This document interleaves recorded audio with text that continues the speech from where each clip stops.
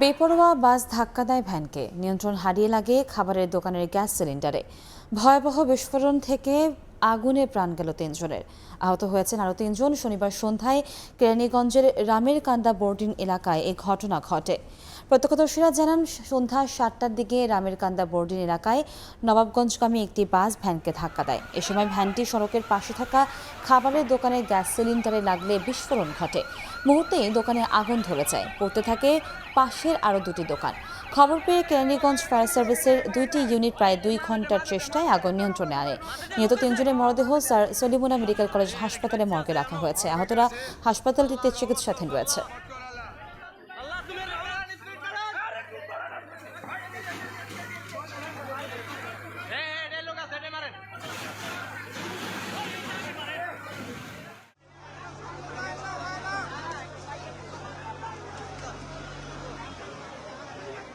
বাসে আইয়া একটা ভ্যানের ধাক্কা দিচ্ছে, মানে ওভারটেক করতেছে, ভ্যানের ধাক্কা পড়ছে, ওই ভ্যান যাইয়ে পড়ছে মনে করেন, তাও পাশাই পড়ছে। তো ওইটার উপরে তেল ছিল না, ওই তেল পাইপ পাশাই পড়ে পরে সিলিন্ডার বাস্ট হয়ে গেছে। খানাপিনা না গড়া রেস্টুরেন্ট ওই জায়গায় স্টাফ ছিল, যেভাবে পুড়ে গেছে যে এখন আমরা যে লাশটা শনাক্ত করে নেব এটা আমরা সিনিয়র নিতে পারতেছি না।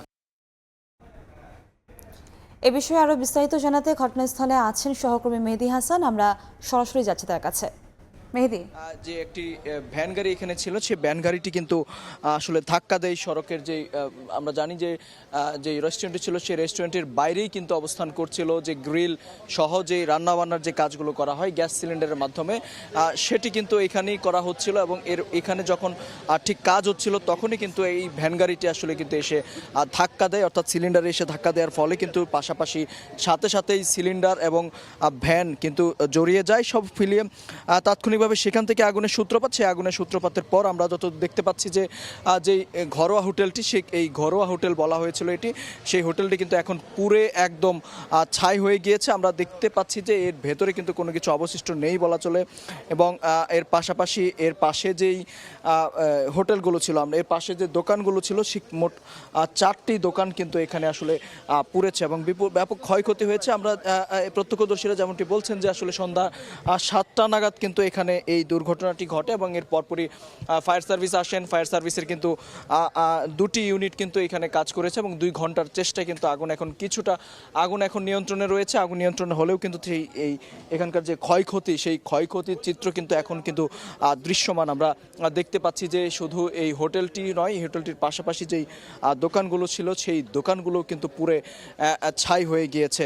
এবং এর বাইরেও একটু যদি জানিয়ে রাখি যে এখানে কিন্তু 3 জন নিহত হয়েছেন, সেই কর্মচারী যারা ছিল দোকানের, আসলে যারা তাৎক্ষণিকভাবে সেখানে কাজ করছিলেন এবং এখানে যারা রান্নাবান্নার কাজ করছিলেন, বিশেষ করে হোটেল বয় যিনি ছিলেন, ঠিক মোট 3 জন এখানে নিহত হয়েছেন। এবং এর পাশাপাশি যেই দোকানের একজন আহত হয়েছেন, ভেতরে যিনি ছিলেন তিনিও কিন্তু তিনি কিন্তু বেরিয়ে আসতে পেরেছেন এবং বেরিয়ে আসতে পারলেও কিন্তু দগ্ধ হয়েছেন আরও কয়েকজন।